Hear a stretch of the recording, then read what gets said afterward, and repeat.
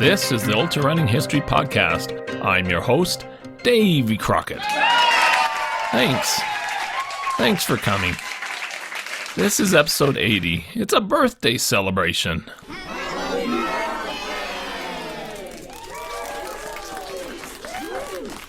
The Comrades Marathon, about 55 miles, held in South Africa, recently turned 100 years old. This episode will explain how it started and will cover the first 2 years in 1921 and 1922.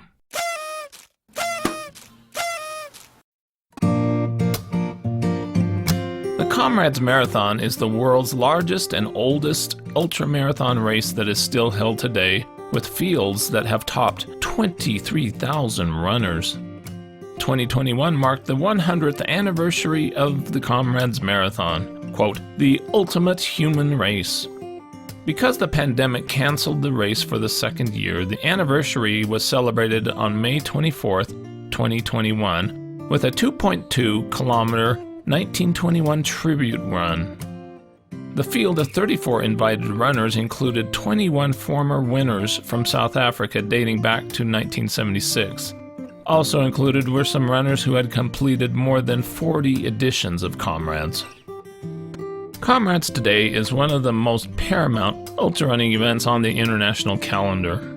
It has a rich 100-year history packed with amazing accomplishments by more than 400,000 finishers through the years. How did it start, and what kept it going for a century? Vic Clapham was a train engineer from Durban, South Africa, and became the founder of the Comrades Marathon. He was born in London and went to South Africa with his parents when he was 13 years old in 1899, while the Anglo-Boer War was taking place between the British Empire and two Boer states who were fighting against British rule. As a youth, Clapham attended high school in Cape Town. He would often walk about 8 kilometers to school each day from his home. Usually, he was given a 3-penny tikkie each day to pay for a train ride home so he could help in his father's grocery store. Once, he spent the money on sweets and instead walked back home. That resulted in a beating from his grandmother, and he never repeated that offense. Clapham married Nellie in 1912, and they eventually had 6 sons. World War I broke out in 1914 when Clapham was aged 28. As South Africa entered the bloody conflict, Clapham signed up with the 8th South African Infantry and was sent to German East Africa. During his service, he went on a 1,700-mile march in East Africa. He came down with blackwater fever, dysentery, malaria, and was close to death because of the diseases. In 1917, when he was mostly recovered, he traveled home by wagon and on a hospital ship, where he was deemed medically unfit.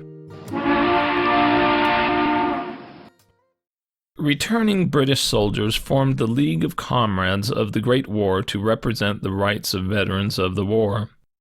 Clapham was interested in establishing a memorial to the suffering and deaths of his comrades during the war. Clapham was a visionary and had no desire to put up a statue, plaque or wall. He wanted a living memorial, something that was alive and breathed and could grow over time. He also wanted his special memorial to embody the spirit of fortitude, endurance and bravery that typified his fallen comrades. He decided to create a road race, but not just any road race. It had to be long, challenging and demanding of all those characteristics he saw in his comrades during the war. He decided that the race would be between his hometown of Pietermaritzburg and Durban, 56 miles or nearly 90 kilometers away. Clapham had been inspired by the London to Brighton walking races that were held before World War I and wanted to create a similar race in South Africa. It was reported, he felt that if infantrymen drafted into the armed forces from sedentary jobs could endure forced marches over great distances, trained athletes could cover the distances between the two cities without great difficulty. Clapham approached the League of Comrades with the idea in 1918, but received no support. Denied. They thought that the idea was crazy, far too strenuous for even trained runners. But he did not give up over the next several years and eventually received approval for the event to be held in 1921. The league wanted their name associated with the event and sponsored it by lending Clapham £1 sterling, which needed to be repaid. Clapham did his own organizing and marketing for the race. He had a letter published in a local newspaper announcing the event and asked for donations of prizes. He had neither a car nor telephone, so all his contacts were made by mail or in person. Clapham's son Eric gave assistance in those early years. He wrote, "Runners descended on their home before the race. My dad, an arch scrounger, got donations of tea, milk, and biscuits for all. I would have to give up my bed and sleep on the floor so a runner could have a comfortable night's rest. On the morning of the race, my brother and I would have to cycle around Maritzburg at 4:30 a.m. in the freezing air with a notebook and pencil to rouse the local runners. Each had to sign he'd been wakened." Wake up! The 1921 Comrades course started in Peter Maritzburg and ran to the coastal city of Durban. The mostly dirt road and path route to Durban included many obstacles, steep hills, and even water crossings and cattle gates. Only a few final kilometers of Durban were tarred. The course is sometimes referred to as the 5 Big Hills. With barely a single continuous mile of flat road, it can best be described as mountainous instead of hilly. In the early years, it truly was a mountain trail ultra. There was no concept yet of an up year or down year, but 1921 was on the down course direction with still about 2,500 feet of climbing. In the following years, the course directions mostly alternated each year. The first hill to go over in the down direction is Polly Shorts at 7 kilometers, named after a nearby farm. Next up is the most famous hill, Inchinja, at 37 kilometers. The little town of Drummond marks the halfway point. After Drummond, Botha's Hill at 49 kilometers is climbed, where battles for first place are often won, passing by a famous point that in the future was named Arthur's Seat, a place that 5-time winner Arthur Newton was said to have stopped and rested. Fields Hill at 64 kilometers is the longest and steepest downhill on the course. Cowie's Hill at 72 kilometers is about a mile long uphill with about 17 kilometers to go. After passing the town of Westville at 78 kilometers, the home stretch is near with only 2 minor hills remaining. The finish is in the large city of Durban with a total distance of about 89 kilometers or 55 miles. The first Comrades Marathon was held on Empire Day on May 24, 1921, the 11th birthday of the Union of South Africa. 48 runners entered the inaugural race, but only 34 runners started.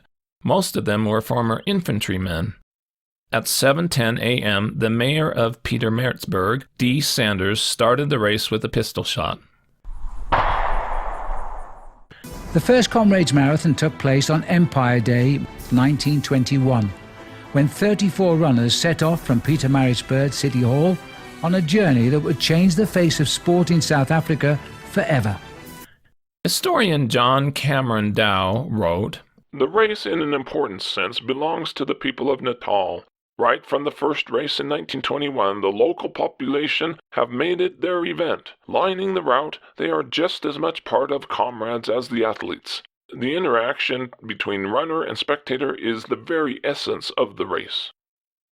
Butcher Purcell of Greytown took the early lead. He was challenged by Harry Phillips of Maritzburg and Bill Rowan, age 26, a farmer from Coaster.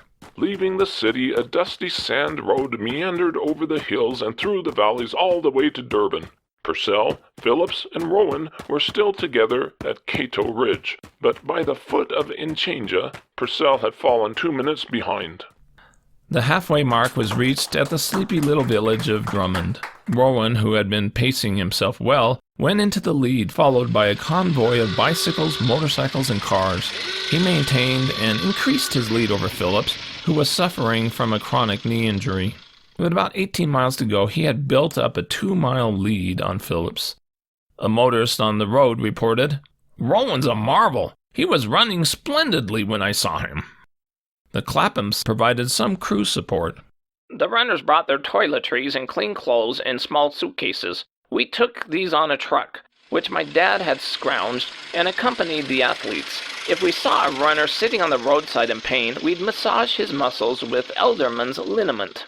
Every now and again, we'd see a guy pooped out and ready to pack up, and we would find his suitcase and wait while he quickly dressed and climbed onto the truck with us before we pulled off looking for someone else who needed a drink of water, a rub-down, a word of encouragement, or finally a suitcase full of warm clothes. During the race, Vernon Jones, age 12, a future Comrades historian, was camping with Boy Scouts along the road. He recalled, "As the cars approached, I was able to make out the figure of a bedraggled runner, caked with sand, Bill Rowan." Rowan, who must have been well trained, had predicted finishing in 9 hours. Running down West Street in Durban covered in dust, Rowan led the convoy to the City Hall and crossed the finish line in 8 hours 59 minutes, beating his prediction by just 1 minute. Phillips finished second 41 minutes later. In the spirit of Comrades, several runners finished together. 16 finished within the 12-hour cutoff time.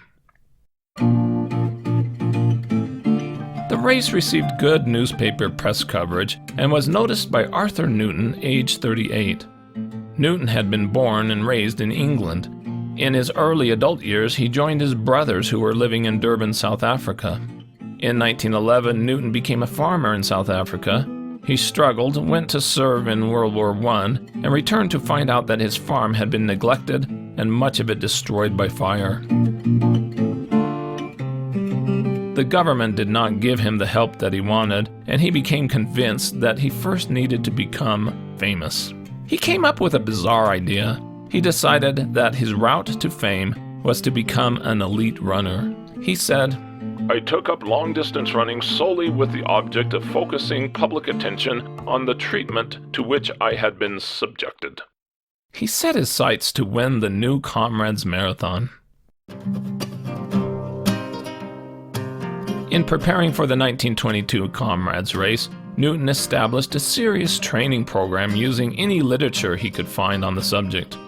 He knew that the 1921 winner, Rowan, had trained doing 20-mile runs on his farm, but when Newton tried to run instead of walk, he would end up very stiff and out of breath. He finally admitted to himself that if he was to succeed, he would have to put aside his smoking after 20 years of the habit. He finally decided to allow himself 2 pipes a day, including a post-run pipe as a reward for hard training. Running started to come easier. He timed all his runs, trying to improve them on particular routes. By March, with race day just 10 weeks away, he attempted a long run under race conditions. His competition was a local train that went on a route through the hills and with several stops. He wanted to race the train for about 40 miles. All was going well until he experienced serious pain in his chest on a steep climb. That spooked him into thinking he had a heart problem. Newton went away from his time trials, ignoring his watch. Instead, he concentrated on distance, not speed. He discovered the benefit of the long, slow run. His runs worked up to 25 miles, and he dropped his weight by 10 pounds to 132 pounds. After more than a month, he returned to race that train again and beat it. It was his longest run during his training, and he knew that he was almost ready.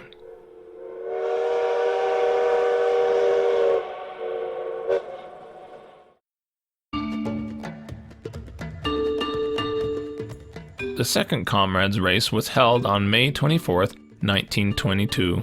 The entrants came from all walks of life, with some experienced runners. Newton said, "When I arrived at the starting point in the morning, I kept away from the great bulk of the competitors so as to be able to sit quietly and rest instead of being called upon to talk loudly amidst the general bustle and noise."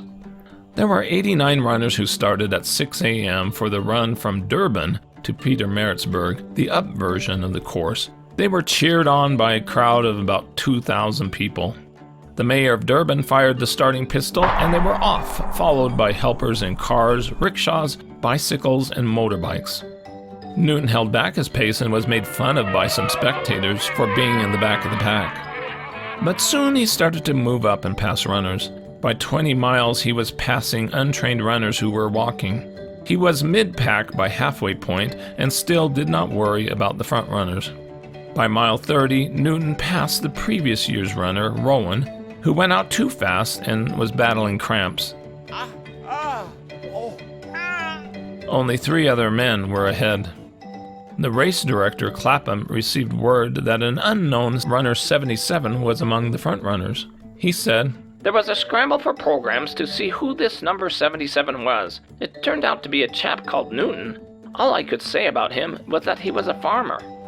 By mile 32, Newton moved into second place, passing a runner who had been 45 minutes ahead, but now was stopped on the side of the road being massaged. By mile 38, during a grueling climb, Newton spotted the leader, Butcher Purcell, as a white speck going over the top. Newton soon went into the lead. He quickly built up a large 30-minute lead over the runners limping behind him. With 4 miles to go and Peter Maritzburg in view, he knew that the victory was his. After some brandy at a hotel along the road, he attacked the final stretch. The moment I was sighted, I saw people beginning to run, and in less than a half minute, there was a dense crowd. The people swarmed up so suddenly from every side that I was only just able to get through with the aid of the police. At the sports ground, he ran on the track and thousands cheered him as he ran the last stretch around the track. At last I saw the tape ahead and ran to it in a thunderous roar and cheering from all sides to get a handshake from the city mayor. Newton finished in 8 hours 40 minutes, nearly 20 minutes faster than Rowan's 1921 win in the downhill direction. The crowd lifted Newton off his feet and paraded him on their shoulders off the field. Reporters followed and photographed. His friends took him away to recover. By the time the second-place runner Phillips finished in 9 hours 9 minutes, Newton had already had a bath and dressed in everyday attire. Rowan finished third in 9:13. Newton told the reporters that he did not think he would try to run that far again. "After all, I'm 39 and getting on in years." Newton became a national celebrity overnight and did run again. He won the race in 8 hours 40 minutes that year, but stunned the running community in 1923 when he won, going down in 6:56 before becoming the first runner to break the 7-hour barrier. Newton won the race 3 more times in 1924, 5 and 27. His 1925 down run time of 6:24 being nothing short of astonishing. Newton remains a Comrades legend, being one of only 5 men to achieve 5 or more victories. The Comrades Marathon grew each year and eventually attracted international runners. Some Comrades history facts. The first woman ran unofficially in 1932, Frances Hayward, who finished in 11 hours 35 minutes. Robert Michalli was the first unofficial black finisher in 1935 with a time of 9 hours 30 minutes. Comrades was not held during World War II from 1941 to 1945. In 1948, a tradition began to start the race with a loud imitation of a cock's crow instead of a pistol shot. Wally Hayward became the first person to break the 6-hour barrier in 1953 with a 5-hour 52-minute finish. See episode 61. In 1962, the race started to attract foreign runners. In the 1970s, the race had more than 3,000 runners and was widely broadcast on both radio and television. In 1975, blacks and women were finally allowed to officially run. Sam Tishabalala became the first black winner in 1989. For a time, Americans and others were not allowed to compete by running associations until apartheid had lifted in 1991. In 1995, cash prizes were introduced and the event became more commercialized. By 1996, it was the largest sporting event in South Africa. The largest race was in 2000 with a massive 23,961 runner field. An amazing 20,000 runners finished in the allowed 12 hours that year. American Ann Trayson won Comrades twice in 1996 and 1997. In more recent years, Camille Herron won in 2017. She said it is the ultimate race to do as an ultrarunner. There's so many other races out there beyond Comrades, but I mean, I think that winning Comrades is kind of the pinnacle of excellence. And yeah, it gives me a sense of relief that, hey, I've already achieved my number one goal. Anything else I do from now on is just icing on the cake. As of 2021, Comrades has been held 94 times. There is a special spirit surrounding the Comrades Marathon. 9-time winner Bruce Fordyce explained. But it's now become a lesson for the world in that Muslims, Christians, Jews and Hindus can all get together, men and women, and they strive for a common goal, which is to get to the finish line before 5 o'clock. And it's amazing how you can see that positive thing getting together where people all help each other and all try and achieve that goal. I mean, what's the success rate? It's about 95% or something on the day. And the only people who are actually racing each other are the people in front, and even they help each other, handing out sponges and that sort of thing. And I think what it is, it says if the human race can get over its so-called external differences, we can be a fantastic species, and that's the message that comes out of Comrades, and I think that's what makes it the most important race, probably not just the ultra, but the most important race. Happy 100th birthday to Comrades. Last year, the race was cancelled due to the COVID-19 pandemic. This year, the runners were dealt another blow with the announcement that the race wouldn't take place. This year's cancellation particularly bitter as it would have marked 100 years since the first race. Despite the cancellation of the 90-kilometer race between the two cities, former winners took part in a 2.2-kilometer run from the Pietermaritzburg City Hall to Comrades House, a symbolic reenactment of the first race. It was great fun, but also bring back a lot of memories. And when Chariots of Fire was playing at the City Hall, I was getting goosebumps because that was also the direction that I ran when I won in 1991. It was a down run. Oh, it was so much fun. And to see everybody again that you haven't seen for years, because a lot of these people don't run Comrades anymore, so you don't see them. So being here today and seeing everybody again and being able to run with them and just have fun was great. It was disappointing in 2020 when we had to cancel the first time, but to have had to cancel the race in our centenary year really came as a tremendous blow. But we decided to go ahead with our celebrations because we are, of course, 100 years today, and that's, a milestone.